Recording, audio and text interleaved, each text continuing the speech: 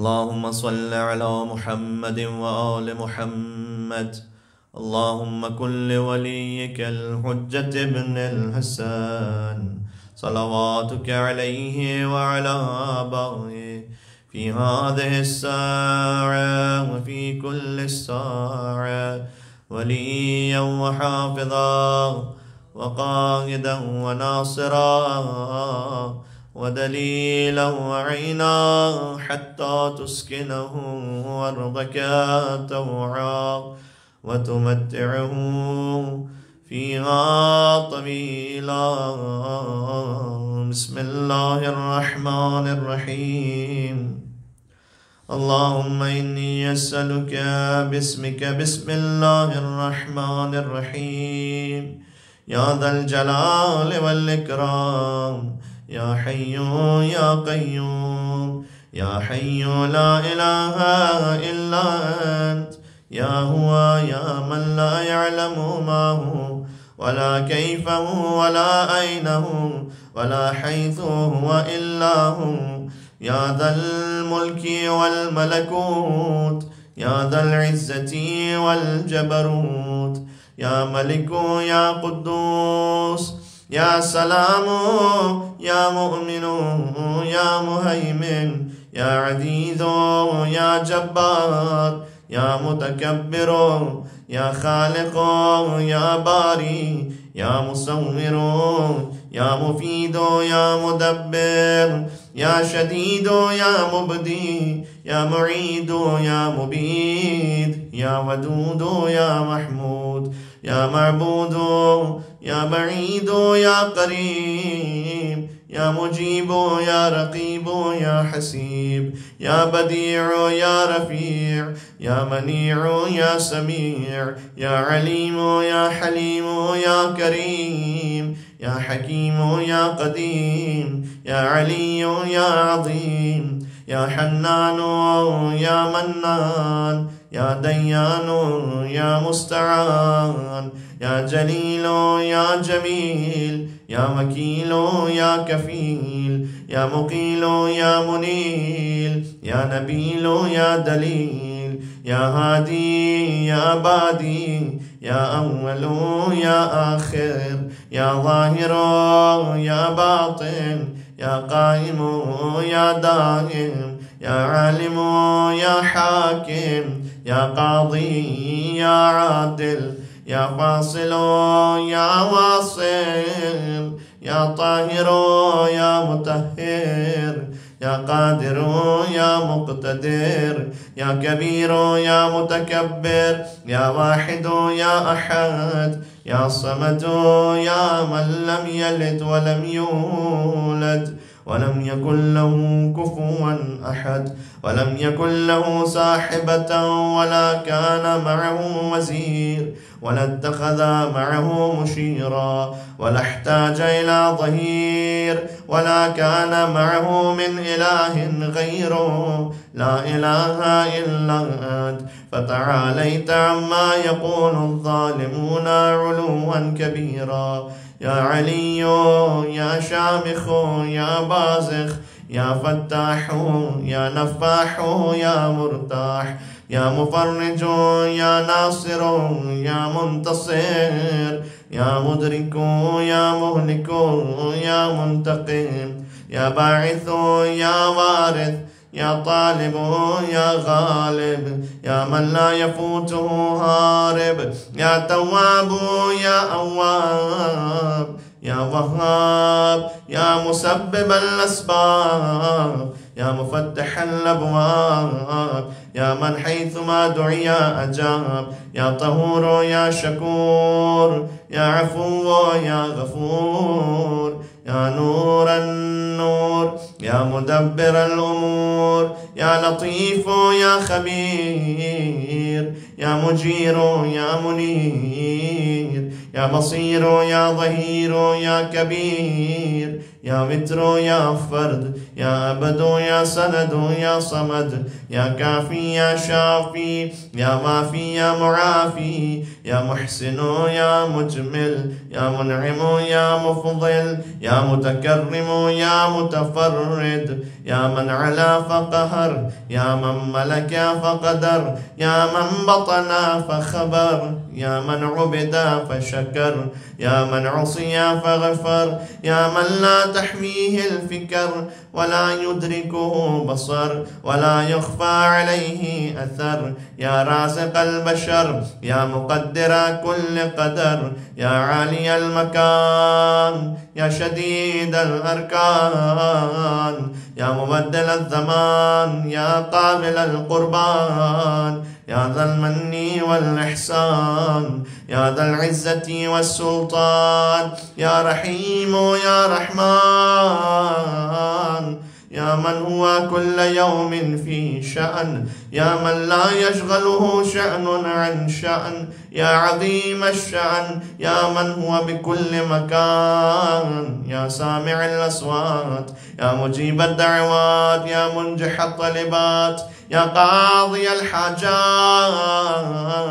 يا منزل البركات، يا راحم العثرات، يا راحم العبرات، يا مقيل العثرات، يا كاشف الكربات، يا ولي الحسنات، يا رافع الدرجات، يا موتي السؤلات، يا محيي الأموات، يا جامع الشتتات، يا مطلعا على النيات، يا راد ما قد فات، يا من لا تشتبه عليه الأصوات، يا من لا تزجره المسألات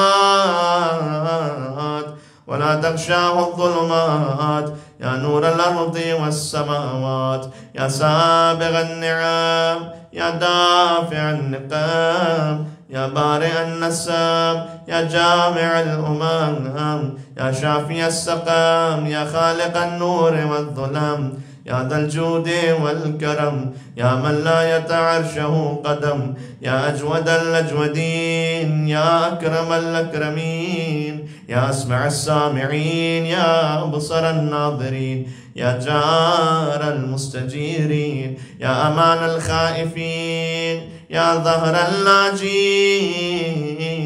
يا ولي المؤمنين، سب ملكي يا غياث المستغيثين، يا غياث المستغيثين، يا غاية الطالبين، يا صاحب كل غريب، يا مونس كل وحيد، يا ملجأ كل طريد، يا مأوى كل شريد، يا حافظ كل ضال، يا راحم الشيخ الكبير، يا رازق الطفل الصغير، يا جابر العظم الكسير، يا فاك كل أسير، يا مغني البائس الفقير، يا عصمة الخائف المستجير، يا من له التدبير والتقدير، يا من العسير عليه سهل يسير، يا من لا يحتاج إلى تفسير، يا من هو على كل شيء قدير، يا من هو بكل شيء خبير، يا من هو بكل شيء بصير، يا مرسل الرياح، يا فالق الإصباح، يا باعث الأرواح، يا ذا الجود والسماح، يا من بيده كل مفتاح، يا سامع كل صوت، يا سابق كل فوت، يا محيي كل نفس بعد الموت، يا عدتي في شدتي، يا حافظي في غربتي، يا مؤنسي في وحدتي، يا وليجي في نعمتي، يا كهفي حين تعيني المذاهب وتسلمني الأقارب ويخذلني كل صاحب، يا عباد من لا عماد له، يا سند من لا سند له، يا ذخر من لا ذخر له، يا حرز من لا حرز له، يا كهف من لا كهف له،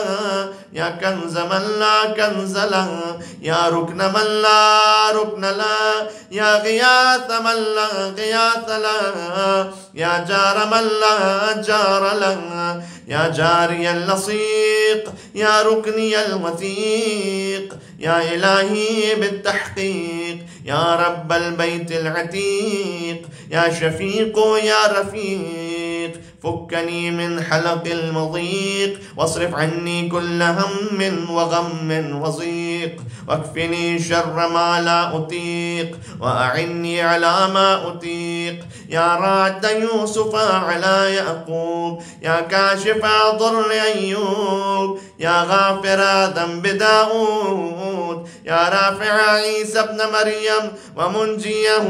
من أيدي اليهود، يا مجيب نداء يونس في الظلمات، يا مستفي موسى بالكلمات، يا من غفر لآدم خطيئته ورفع إدريس مكانا عليا برحمته، يا من نجى نوحا من الغرق، يا من أهلك عادا الأولى وثمود فما أبقى، وقوم نوح من قبل إنهم كانوا هم أظلم وأطغى، والمؤتفكة أهوى، يا من دمر على قوم لوط ودمدم على قوم شعيب، يا من اتخذ إبراهيم خليلا، يا من اتخذ موسى كليما، واتخذ محمدا صلى الله عليه وآله وعليهم أجمعين حبيبا، يا مؤتي لقمان الحكمة والواهب لسليمان ملكا لا ينبغي لأحد من بعده، يا من نصر ذا القرنين على الملوك الجبابرة، يا من أعطى الخضر الحياة ورد ليوشع بن نون الشمس بعد غروبها، يا من ربط على قلب أم موسى وأحصن فرج مريم ابنة عمران، يا من حصن يحيى ابن زكريا من الذنب وسكن عن موسى الغضب، يا من بشر زكريا بيحيى، يا من فتى إسماعيل من الذبح بذبح عظيم، يا من قبل قربان هابيل وجعل اللعنة على قابيل، يا هازم الأحزاب لمحمد صلى الله عليه وآله، صل على محمد وآل محمد وعلى جميع المرسلين وملائكتك المقربين وأهل طاعتك أجمعين، وأسألك بكل مسألة سألك بها أحد ممن رضيت عنه فحتمت له على الإجابة، يا الله يا الله يا الله يا الله يا الله، يا رحمن يا رحمن يا رحمن، يا رحيم يا رحيم يا رحيم، يا ذا الجلال والإكرام، يا ذا الجلال والإكرام، يا ذا الجلال والإكرام، به به به به به به به أسألك بكل اسم سميت به نفسك أو أنزلته في شيء من كتبك أو استأثرت به في علم الغيب الذي عندك وبمعاقد العد من عرشك وبمنتهى الرحمة من كتابك وبما ولو أن ما في الأرض من شجرة أقلام والبحر يمده من بعده 7 أبحر ما نفدت كلمات الله إن الله عزيز حكيم. وأسألك بأسمائك الحسنى التي نعدتها في كتابك فقلت ولله الأسماء الحسنى فادعوه بها، وقلت ادعوني يستجب لكم، وقلت وإذا سألك عبادي عني فإني قريب أجيب دعوة الداعي إذا دعان، وقلت قل يا عبادي الذين أسرفوا على أنفسهم لا تقنطوا من رحمة الله إن الله يغفر الذنوب جميعا إنه هو الغفور الرحيم. وأنا أسألك يا إلهي وأدعوك يا رب وأرجوك يا سيدي وأطمع في إجابتي يا مولاي كما وعدتني وقد دعوتك كما أمرتني فافعل بي ما أنت أهله يا كريم. والحمد لله رب العالمين وصلى الله على محمد وآله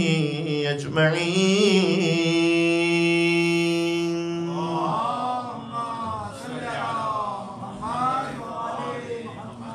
अल्लाहुम्मा सल्लि अला मुहम्मद व आले मुहम्मद। अमीरुल मोमिनीन अलैहिस्सलाम की तालीम करदा ये दुआ है जो मौला अली अलैहिस्सलाम ने एक ऐसे जवान को सिखलाई कि जो बाप की बद्दुआ की वजह से शल हो गया था, फिर इसके बाप का इंतकाल भी हो गया था, तो वो सोचता था कि मैं किससे जाके माफ़ी मांगूँ कि मेरा शल शुदा हाथ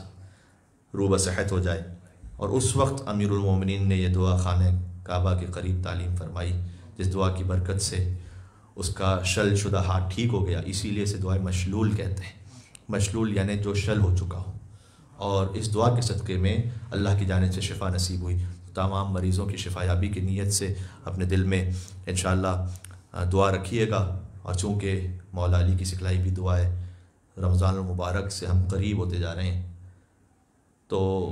फ़कत एक फ़िक्रा कहूँगा मौला अली अलैहिस्सलाम की खिदमत में। ख़ुद मौला अली फरमाते थे कि गदन तरौना अय्यामी, तुम आज मुझे नहीं जानते हो, आने वाला ज़माना मुझे याद करेगा। सतारिफ़ूननी बाद खुलूफ़ मकानी, तुम मेरे जाने के बाद मुझे समझोगे। दर्द अली था मौला अली अलैहिस्सलाम का। मौला अली फरमाते थे कि तुमने अली के क़ल्ब को बहुत रंजीदा किया है। कुछ लोगों को देख के कहते थे लवदत्तु अन्नल्लाह फ़र्रक़ बैनी व बैनकुम, मौला कहते थे मैं खुदा से दुआ करता हूँ कि वो मुझे तुमसे दूर कर दे, काश मैंने तुम्हें ना देखा होता। अजब मौला अली अलैहिस्सलाम के दिल के मसाइब थे। लेकिन कुछ असहाब बावफ़ा थे जिन्हें याद भी बहुत करते थे। कहते थे ऐन अम्मार, अम्मार कहाँ है? ऐन अब्दुल तैहान, ऐन अब्दुल शहादतैन, खुज़ैमा बिन साबित कहाँ है? अमीरुल मोमिनीन के मसाइब फ़कत मस्जिद कूफा से नहीं शुरू होते। फ़ातिमा पर जब जलता हुआ दरवाज़ा अली ने गिरते हुए देखा, ये अली के सबसे बड़े मसाइब हैं। जब बतूल को गुस्ल मैयत दे रहे थे तो ये अली के सबसे बड़े मसाइब। जब सैयदा को सुपुर्द लहद किया तो शेर पढ़ा, नफ्सी अला ज़फ़रातिहा महबूसतुन या लैतहा खरजत मा ज़फ़राती, ए सैयदा मेरी सांसें मेरे सीने में रुक रही हैं। मौला अली कितने मजलूम हैं। मौला ख़ुद भी शहीद हैं, मौला के भाई जाफ़र तैयार शहीद हैं, मौला की ज़ौजा फ़ातिमा सलामुल्लाह अलैहा शहीद हैं, मौला के बच्चे शहीद हैं, अली के पोते शहीद हैं, अली के नवासे शहीद हैं। कितने मजलूम है मेरे मौला। तो बस जब मौला आए थे ना मस्जिद कूफा में, तो 19 रमज़ान की सुबह को निकले। तो जब 19 रमज़ान की सुबह को निकलने लगे ना, तो अमीरुल मोमिनीन का जो कमरबंद था वो दीवार में दरवाज़े से फंस गया। तो मौला ने उसे संभाला और कहा, या अली उज्दुर हयाज़िमा कलिल मौत, अली अपनी कमर को मौत के लिए तैयार कर ले, अब मौत तुझसे मुलाकात करने वाली है। तो मौला अली के घर में मुर्गाबियाँ जो पली हुई थी, उन्होंने अपनी चोंच में अली के लिबास का दामन पकड़ लिया। तो मौला ने फरमाया कि अगर इन्हें दाना पानी दे सको तो घर में रखना, वरना आज़ाद कर देना, इसलिए कि कोई जानवर अली के घर में भूखा प्यासा रहे अली से बर्दाश्त नहीं होगा। और फरमाया सवायह तत्बउहन नवायह, इस वक्त तो इन मुर्गाबियों की आवाज़ है ना, कुछ देर बाद मेरे घर से नौहों की आवाज़ बुलंद होगी। फिर मौला अली जब मस्जिद में पहुँचे थे, सोए हुओं को बेदार किया, माज़ने पर पहुँचे, अज़ान दी। या आखिरी अज़ान है जो अली ने मस्जिद कूफा में दी थी, अल्लाहु अकबर अल्लाहु अकबर। ये अज़ान गूंजी, अली ने नमाज शुरू की। पहली रकत, उसका पहला सजदा, दफ़अतन मस्जिद में आवाज़ गूंजी, तहद्दमत वल्लाहि अरकानुल हुदा, खुदा की कसम हिदायत का रुकन मार दिया गया। कुतिल इब्न अम्मिल मुस्तफ़ा, मुस्तफ़ा का चचाजाद भाई मार दिया गया। कुतिल अलीयुल मुर्तज़ा, इब्ने मुलजिम की तलवार थी। अली का मग़ज़ दो पारा था। फ़कत अली ने जाते हुए फ़िक्रा का बिस्मिल्लाह व बिल्लाह व फ़ी सबीलिल्लाह व अला मिल्लति रसूलिल्लाह फ़ुज़्तु व रब्बिल काबा, काबे के रब की कसम अली कामयाब हो गया। मस्जिद की खाक को अपने सर पर रखा और एक आयत पढ़ी, मिन्हा खलक़नाकुम, इसी मिट्टी से खल्क़ हुए, इसी में पलटाए जाएंगे, इसी से दोबारा उठाए जाएंगे। और उसके बाद मौला अली अपने घर पर आए। तो जैसे ही घर के करीब पहुँचे ना, तो बेटियों ने मौला अली के सर को देखा तो गिरिया किया। ये मेरा आखिरी फ़िक्रा है कि जब मौला अली अलैहिस्सलाम की बेटियां अली के सर को देख के गिरिया कर रही होंगी, तो मुझे करबला की एक बेटी का जिक्र याद आया कि जब करबला में सदा गूंज रही थी ना, अला क़द क़ुतिल हुसैन बि करबला, तो जालिमों ने बाप के लाशे का यह हाल किया कि बेटी पहचान ना सकी बाप का लाश, और फरमाया मनिल लज़ी क़तअ वरीदक, बाबा आपकी गर्दन की रगें किसने काटी? सल्लल्लाहु अलैहि या अमीरुल मोमिनीन, सल्लल्लाहु अलैहि या क़ाइदल ग़ुर्रिल मुहज्जलीन व या इमामल मुत्तक़ीन। अली इब्न अबी तालिब अलैहिस्सलाम की खिदमत में हदिया दुरूद पेश करते हुए तमाम हाजात की बराबरी के लिए बुलंदतर नारे सलावत। अल्लाहुम्मा सल्लि अला मुहम्मद व आले मुहम्मद।